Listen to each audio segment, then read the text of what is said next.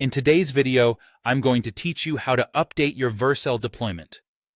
Keeping your deployments up to date is essential to ensure that your site runs smoothly and benefits from the latest changes. Whether it's a bug fix or a new feature, updating a deployment is a crucial part of maintaining your project. So, let's dive right in.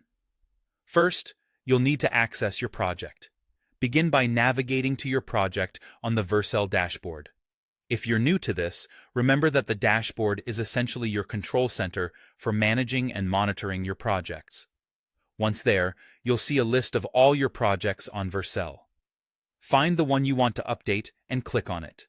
This will take you to the project's main page, where you can find various tabs to explore and edit different aspects of your project.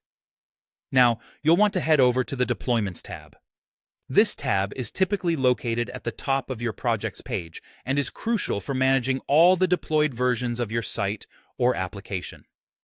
By clicking on the Deployments tab, you're opening up a list of all the different deployments related to this particular project.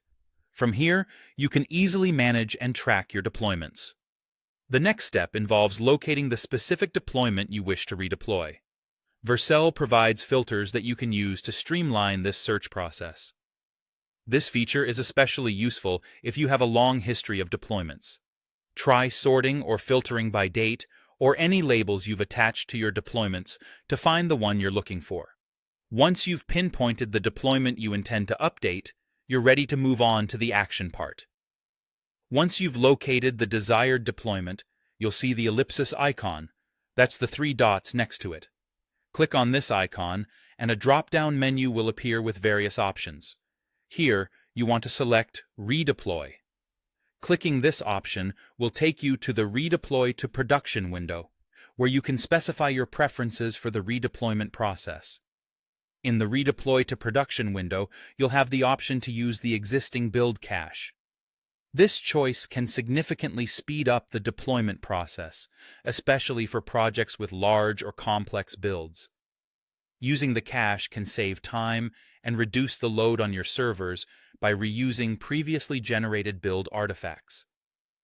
Finally, once you've made your choice regarding the build cache, go ahead and click the Redeploy button to initiate the process.